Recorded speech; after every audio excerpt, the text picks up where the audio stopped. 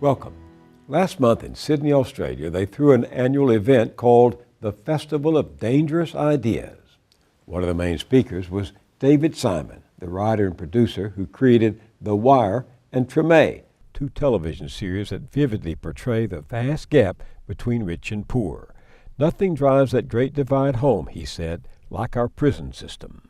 You're seeing the underclass hunted through a war on dangerous drugs, allegedly, that is in fact merely a war on the poor, and has turned us into the most incarcerative state in the history of mankind at this point, in terms of just the sheer numbers of people we've put in American prisons. No other country on the face of the earth jails people at the number and rate that we are. He's right, of course. During the past 30 years, the number of inmates in federal custody has grown by 800%, and half of them are serving sentences for drug offenses. According to the Sentencing Project, an advocacy group dedicated to changing how we think about crime and punishment, more than 60% of the people in prison are now racial and ethnic minorities. This book woke people up.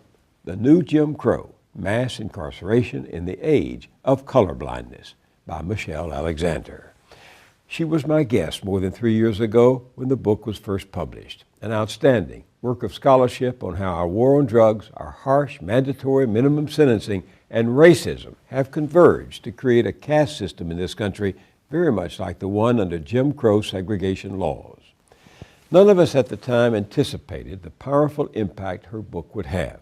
It became a bestseller, spurred an even wider conversation about justice and inequality, and transformed Michelle Alexander from attorney and professor to an activist and advocate for an end to our dehumanizing penal system. Michelle Alexander, welcome. Thank you. Thanks for having me. When the book came out, one reviewer called it the Bible of a social movement. Mm-hmm. Have you seen the apostles and the disciples and the church spreading? Have you seen the signs of a movement? Yes.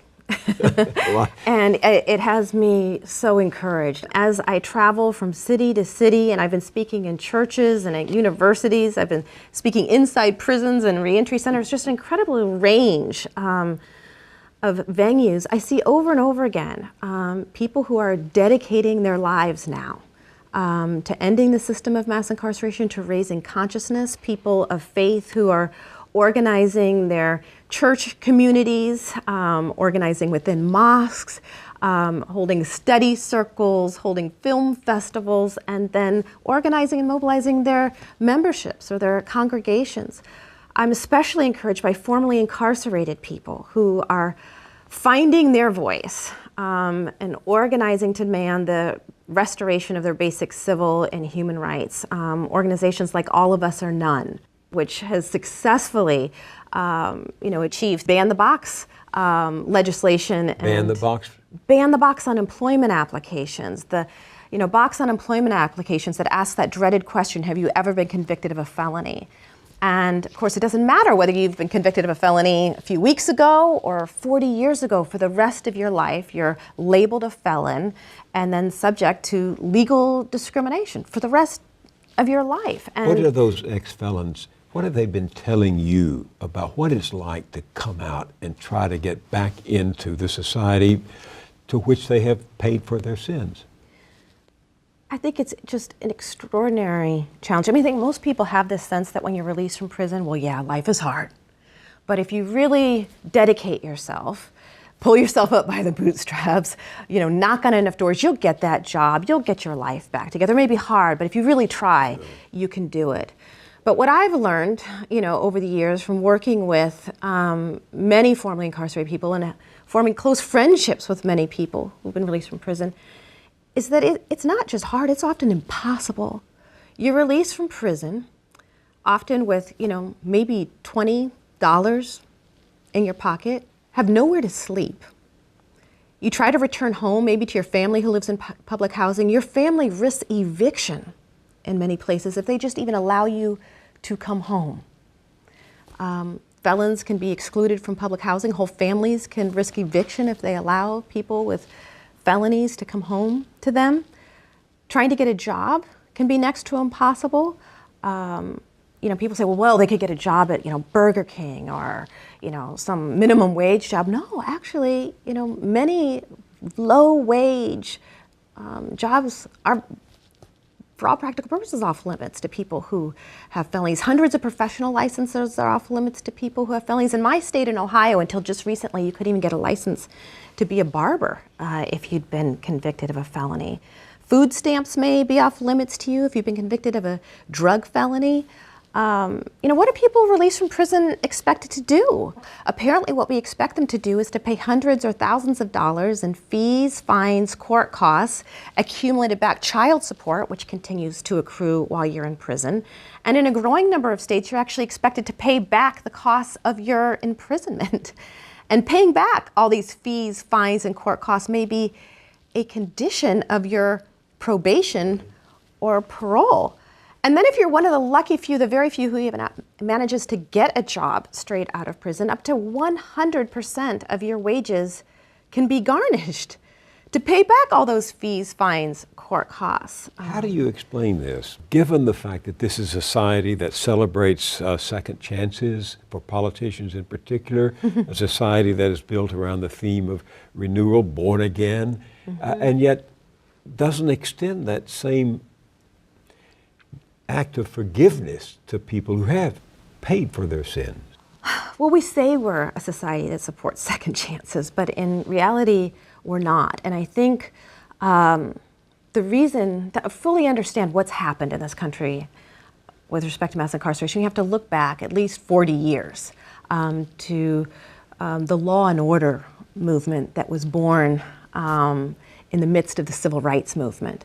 When civil rights advocates were beginning to violate segregation laws and sit in at lunch counters and desegregate trains and buses, violating what they believed were unjust laws, segregationists said, this is leading to the breakdown of the respect for law. We need law and order in this country.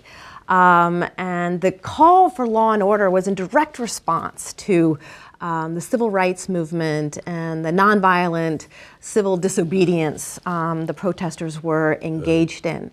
But this law and order movement began to take on a life of its own as crime rates began to rise in urban areas, and some politicians began to say, this rising crime is a symptom of this attitude of lawlessness that is spreading through the nation. We need to get tough. We need to crack down. We need law and order. And as I've documented at great length in the book, and many other political scientists and historians have as well, the Get Tough movement and the war on drugs really is traceable to a backlash against the gains of African Americans in the civil rights movement and a radical shift in mentality that occurred, where as a nation we ended the war on poverty and declared the war on drugs. A wave of punitiveness really swept the nation on the heels of the civil rights movement. And this attitude has infected not only our criminal justice system, but our education system that now has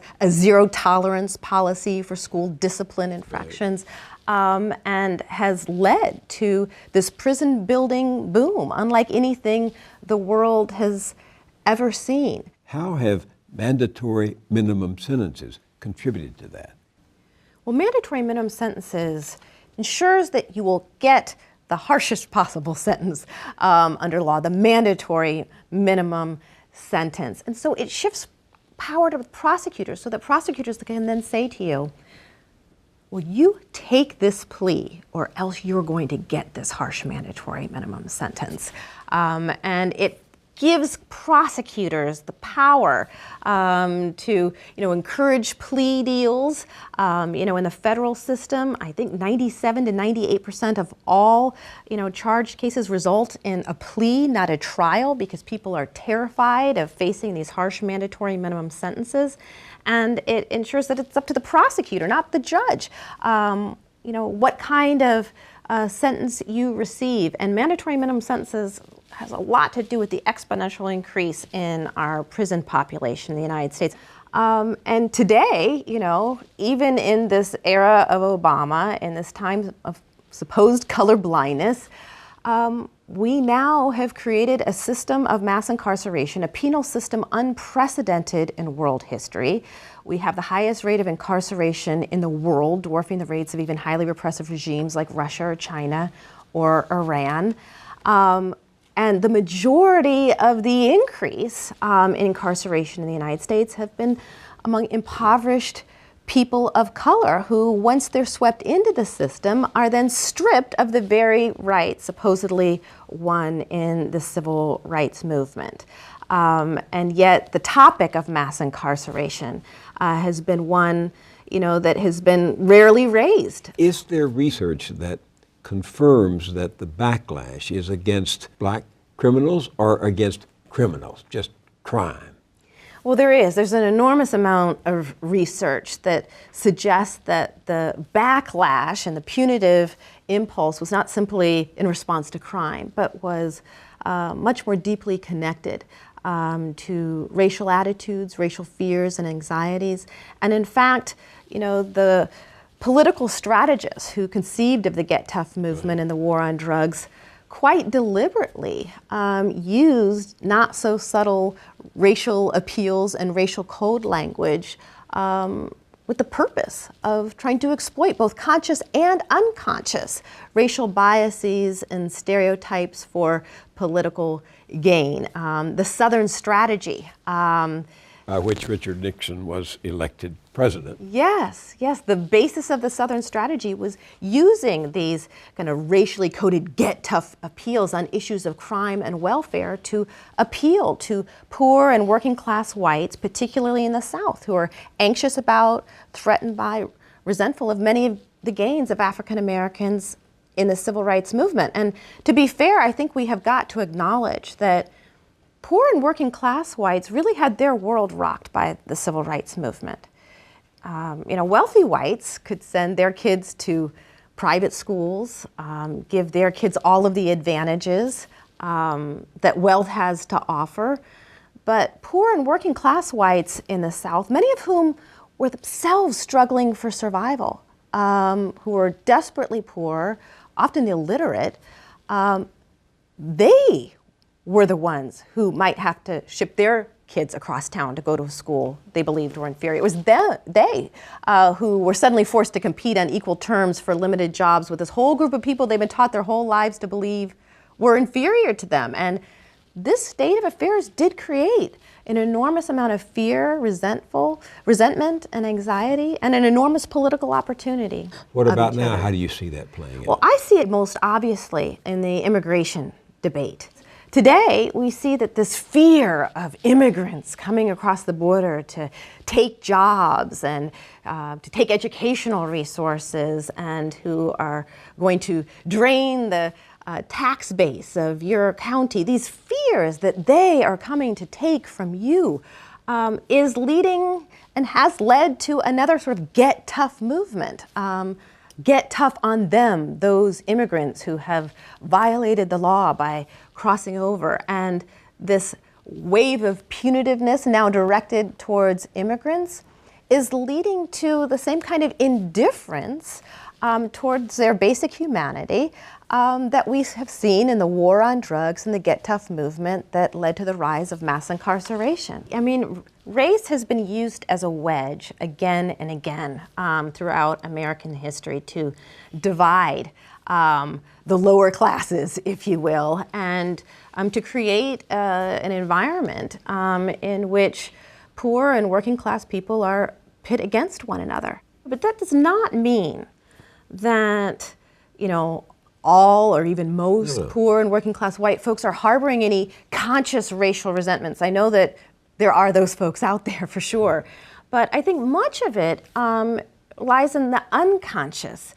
stereotypes and fears and biases that we all have within us that get exploited in these moments where groups are scapegoated and fears are stoked, resulting in the emergence of these new systems. I mean, we are having mass deportation today at the same time as we are having mass incarceration. Mass deportation, I must say, by a black president. Absolutely. It's one of the great ironies. Just as it's an irony that the greatest escalation of the drug war was under President Clinton, who, many African Americans called our first black president. I remember that. And it was President Clinton, a Democrat, who escalated the drug war far beyond what President Reagan or President Nixon had even dreamed possible. And it was the Clinton administration that championed laws banning drug offenders even from federal financial aid for schooling,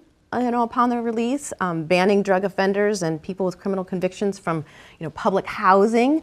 To a large extent, many of the rules, laws, policies, and practices that now constitute this caste-like system were championed by a Democratic president and administration, desperate to win back those so-called white swing voters, the folks who had defected from the Democratic Party in the wake of the Civil Rights. I was going to ask you, what do you think is the dynamic that drove Clinton and now drives Obama? Is it to satisfy the base they think most hostile to them? I think so.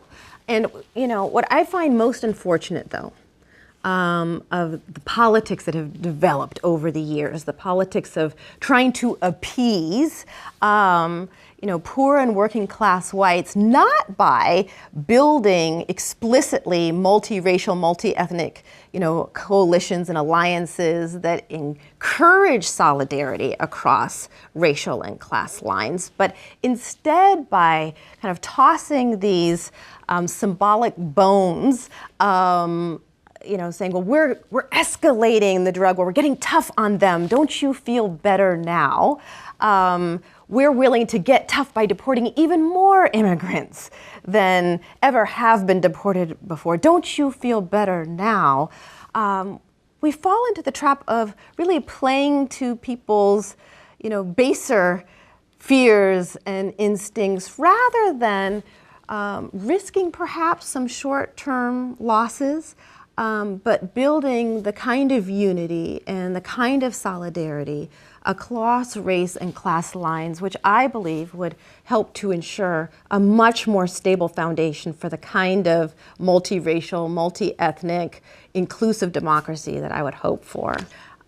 Which is why my great hope does not lie with President Obama or our elected politicians, no matter how well-meaning or well-intentioned they may be. You have talked recently in a way different from how you were talking 3.5 years ago. You've been talking about moving out of your own lane. What are you suggesting?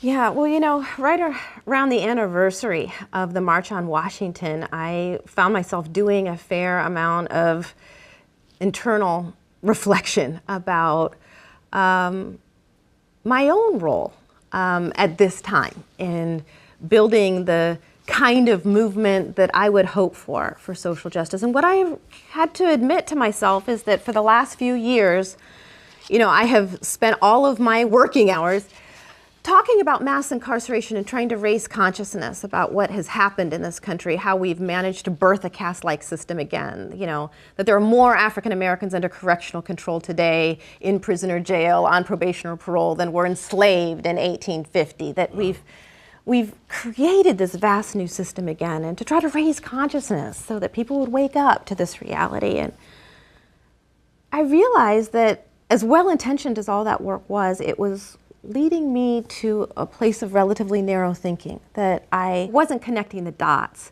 between other kinds of social injustices that are occurring here in the United States and abroad to the work that I was committed to and the cause that I had been committed There was a larger breakdown of democracy that affected more people than African Americans in prison or immigrants being deported. You're saying that the system is broken down. Absolutely. The entire system has been broken down, and it's really, I think, at its root about a failure on our part to develop a moral consensus about how we treat one another. For me, I have to care. If I care about a young man serving, 25 years to life for a minor drug crime, if I care about him and care about his humanity, ought I not also care equally about a young woman who's facing deportation back to a country she hardly knows and had lived in only when as a child and can barely speak the language? And ought I not be as equally concerned about her fate as well? Ought I not be equally concerned about a family whose loved ones were just killed by drones in Afghanistan? Ought I not care equally for all? And that really was Dr. King's insistence at the end of his life, that we ought to care about the Vietnamese as much as we care and love our people at home.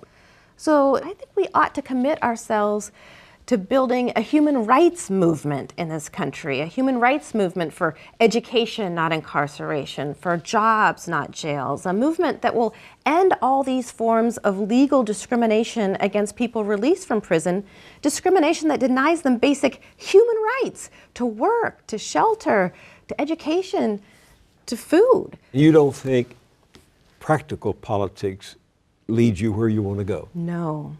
I think that the system, as it is designed today, with the amount of money that influences who gets elected and who even has a shot of holding office in the United States today, I think that the way the system is currently designed does not allow for that kind of policy change to occur.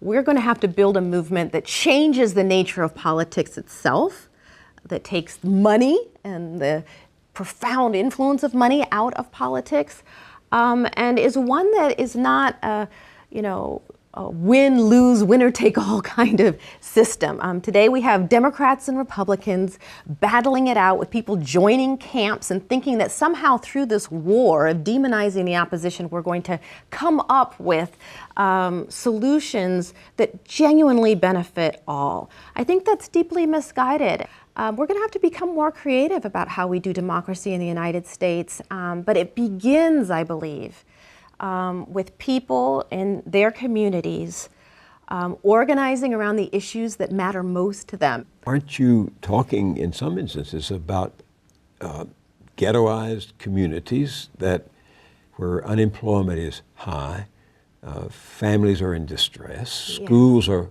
falling apart, and there are very few life support systems? How do they organize?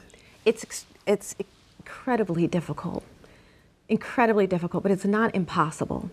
I'm inspired by people like Susan Burton, for example. She is the executive director of an organization in Los Angeles called A New Way of Life. And Susan is an African-American woman who became addicted to crack cocaine after a Los Angeles Police Department officer ran over her 5-year-old boy.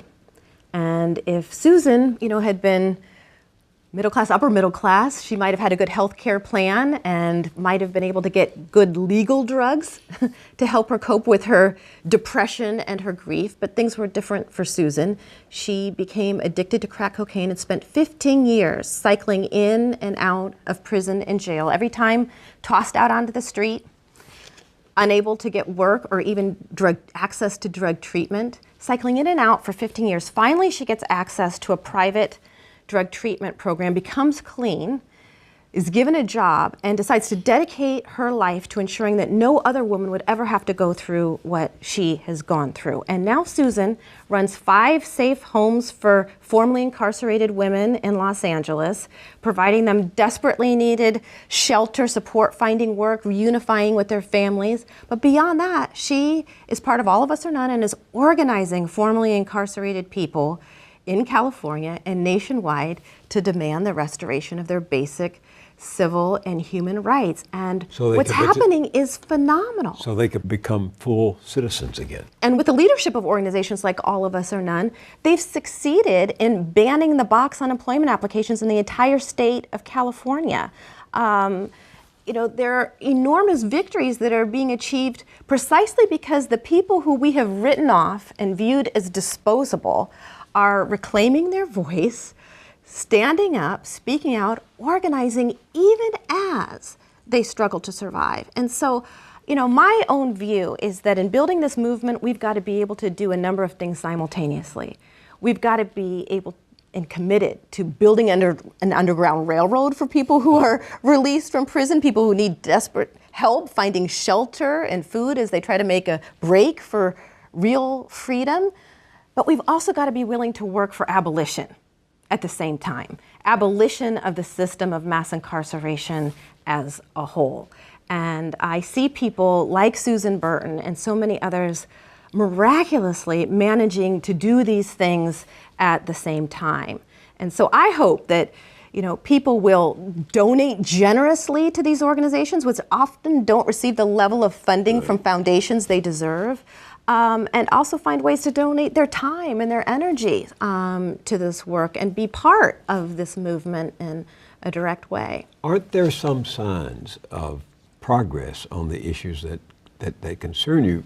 Attorney General Eric Holder has begun to advocate for some reform of our mandatory minimum sentences. Here he is speaking to the American Bar Association. Take a listen.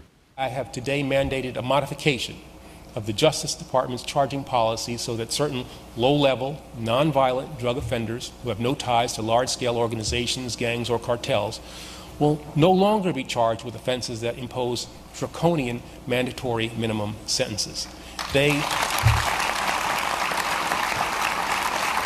It's a very encouraging sign. It suggests that at least for a small category of cases, mandatory minimum sentences will no longer be automatically sought by federal prosecutors. And it's a positive step in the right direction. It doesn't go all the way.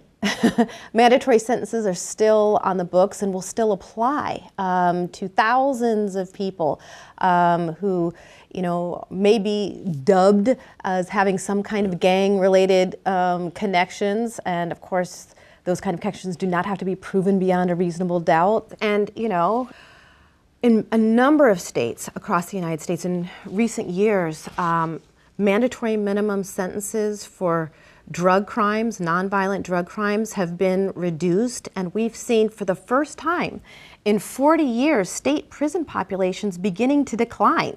The federal prison population is still rising, and most of the people who are incarcerated in federal prisons are there due to drug offenses and immigration violations. So we still see the federal prison population rising, but the state prison population is beginning to decline. And that is reason for hope. But my concern is that the primary reason that legislatures have begun to ease up some of their harsh mandatory minimum sentences is not because of genuine concern for the peoples whose lives have been destroyed or the communities that have been decimated by the drug war.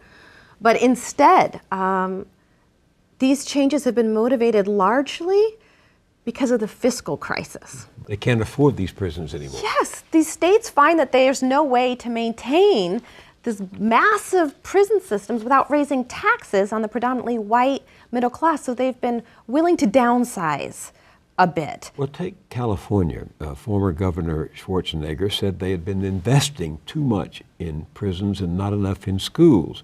But ultimately, it turns out that what he was proposing wasn't altogether downsizing, it was privatizing the prisons so that the responsibility for them was transferred to for-profit corporations. And I ask you, what happens when there's a profit motive to send people to prison? Well, when there is a profit motive, it ensures that more and more people will be locked up and remain locked up in order for companies to maintain their profit margins. The largest prison company, private prison company in the United States, the Corrections Corporation of America, sent a letter to 48 governors, basically with an offer. We will buy your state-run prisons in exchange for a promise, a guarantee that you will keep these prisons filled at least 90% capacity.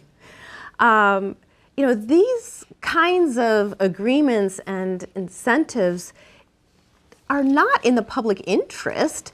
What would be in the public interest is, a commitment to reducing crime so that our prisons empty, but instead private prisons want a commitment from state governors that these prisons will be kept filled by any means necessary, which virtually ensures a high level of commitment by politicians to these get tough measures, mandatory sentences, war on drugs to keep prison beds filled. So, in fact, Arizona, Oklahoma, Louisiana, and I believe Virginia all have privatized prisons that are kept at 95 to 100% occupancy because they have guaranteed that occupancy to the private industry, even if the crime rate falls. Absolutely, absolutely. And that's what's most worrisome is that they will insist and have insisted on keeping their beds full, even if crime rates are relatively low. And today, crime rates nationally are at historical lows, but incarceration rates are higher than they ever have been. Well, some people argue, as you know, that the crime rate nationally is down because we've been locking up the people who commit the crimes. Yes, which has been proven to be demonstrably false. If you look at the data, it shows that, states that have been on an incarceration binge do not necessarily have lower crime rates than states that have incarcerated people at a lower rate. There is no clear connection between incarceration rates and crime rates. And in fact, in cities like Chicago and in New Orleans is the incarceration capital of the world, they have some of the highest violent crime rates in the country as well. And the same can be said for Chicago. In fact, a growing number of researchers and sociologists now believe that incarceration rates, high levels of incarceration actually can be a contributor to high crime rates because you're incarcerating such a large percentage of a community or population, you're ensuring that people are going to be locked out of work and locked out of housing and living in a state of desperation for the rest of their lives. So I would hope that as we build this movement to end mass incarceration, we will not be tempted to make purely fiscal arguments about the need for reform, but ensure that the way we engage in our advocacy helps to inspire much greater care, compassion, and concern for the very people who have been locked up, locked out, and that we have been taught to despise. But when you look back historically at slavery, condoned by many people who quoted the Bible, when you look at what happened after the Civil War, it took a civil war to free the slaves, and then they were put back into a form of slavery with coerced labor, forced labor. And the use of Jim Crow laws you refer to, look at the racial violence that extended right on through our time.